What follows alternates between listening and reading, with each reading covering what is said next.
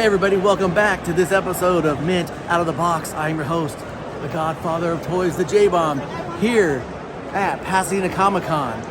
We're gonna take a look at everything, walk around, show you the sights and sounds, show you a quick documentation of our day, maybe some hot pictures of producer Steph. Who knows? Stick around. The action starts right now.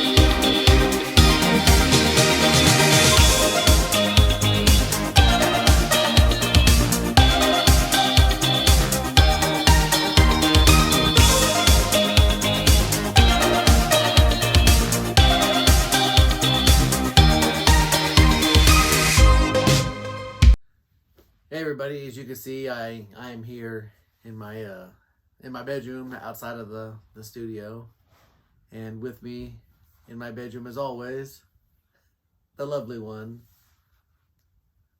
my wife, my life, producer Steph. We're gonna do this real quick to wrap up. We showed you all the footage. We had a great time. I know you're kind of new to this world. What did you think of this Comic-Con this past weekend? You know, it was fun. I felt like their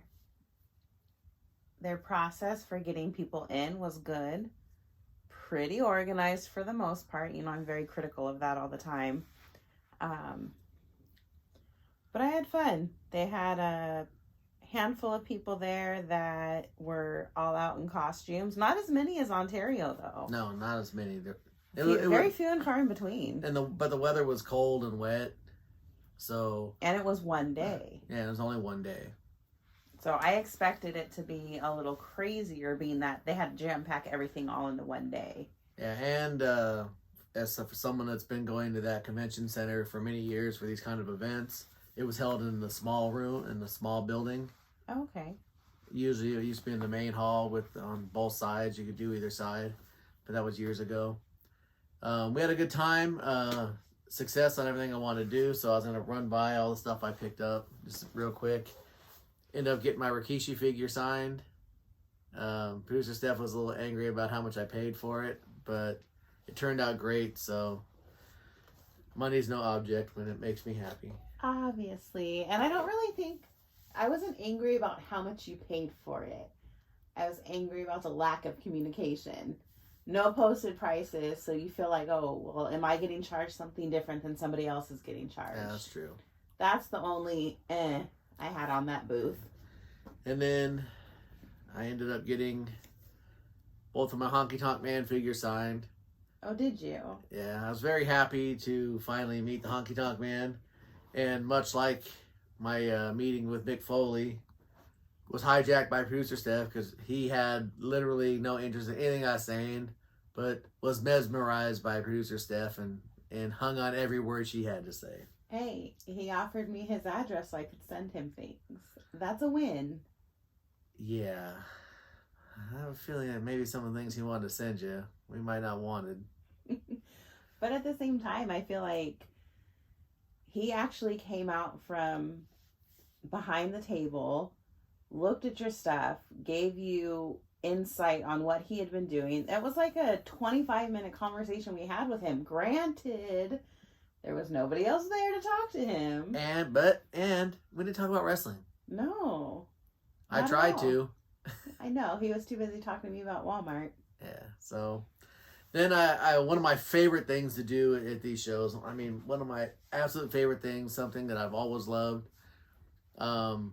As you all know, I've talked about how I had to sell off my wrestling collection years ago. So I've been slowly getting little pieces back. I ended up finding a table full of just bagged loose figures, and I got this Hacksaw Duggan for $10. I should be able to get the 2x4 for it fairly easy. Action still works. $10, and I had a blast going through all the figures. Then I ended up picking up this Snake Eyes from the Super 7 G.I. Joes.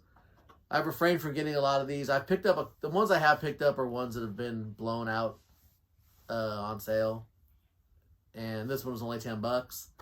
And it's I dug it because I remember the day I actually bought this comic book, this G.I. Joe comic. I actually still have it. It's out in the vault somewhere. But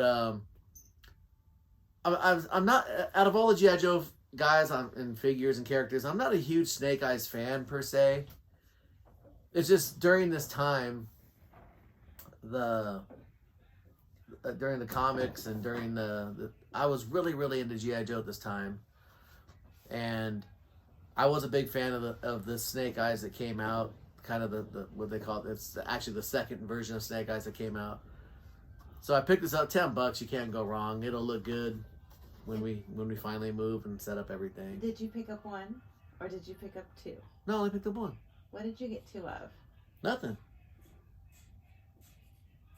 I ain't two of anything. I thought we did. No. I think the Honky Sure. Tonk Man was focused on two things of yours. And last but not least, this is where I took a gamble.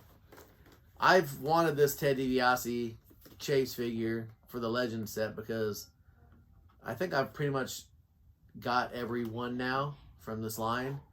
I really love this line because I'm a big, as you see here of all my wrestling stuff, I'm all about the classic stuff. Are you? I initially walked up and there's no price on it, so the lady said, "Oh, she looked it up on eBay." She said, "Oh, I'll sell it to you for $70." So I was willing to pay the $70 had I not bought anything else during the day. But as we were walking by, we were leaving, I showed producer Steph, and they marked it for $40. So I figured, well, if I was going to pay $70 for one, I might as well another $40 got me this Yokozuna too that I passed on. I will never pass on anything ever again because I've passed on a couple things now. And as you saw, I did my where I opened up my Bane figure that I bought from someone here in the neighborhood, my McFarlane Bane figure, and I kicked myself in the ass because I have not been able to find anything ever again. So don't pass on stuff. If you work hard and you collect stuff, treat yourself. This whole weekend was about treating ourselves. Producer Steph has when she's not producing this show and being my wife, she is a nurse, and she's picked up extra shifts on the weekends just to give us, I mean, we're not destitute or nothing, but just so we have extra money to blow and not really, because we both have kind of anxiety sometimes that we're going to end up on the street somehow. But we figure if we work hard, money shouldn't be an object for the little things we want. I mean, a couple $100 for a show that comes around once a year shouldn't be too much to ask. But yeah, but at the same time, I feel like we do that, and I pick up extra shifts, and you pick up extra shifts just so we give the kids the extra experiences. I mean, Mia had her first real experience in, what did she buy?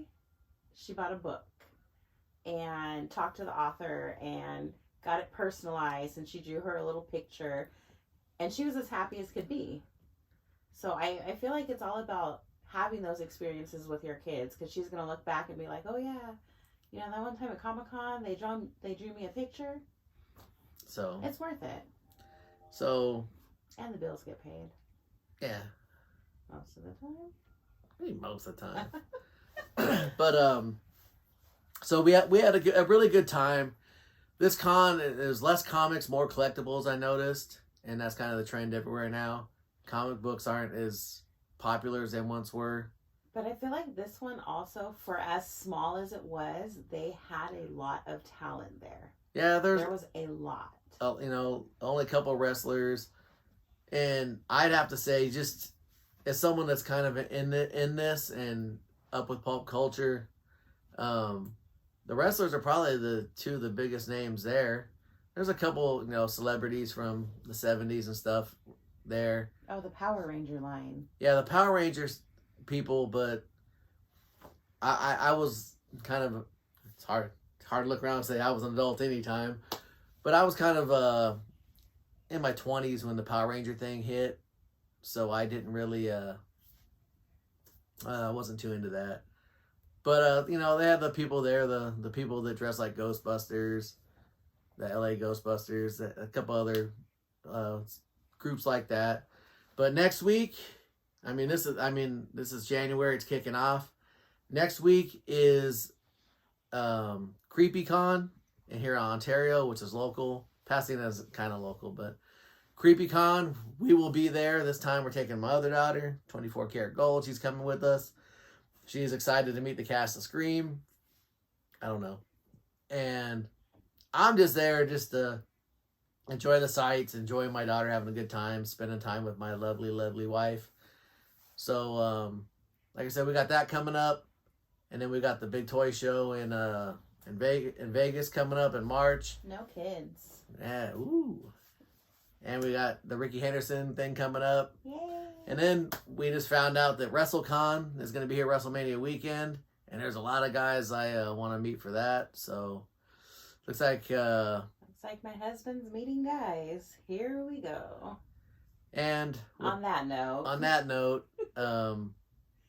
with all these places and trips and things we're going to be taking, I'm going to need some extra shifts. So I'm going to need some extra sleep. So with that, that's our wrap up for Comic-Con. Thanks for watching this week, and I will be back next week with my regularly scheduled show. Talk to you guys then.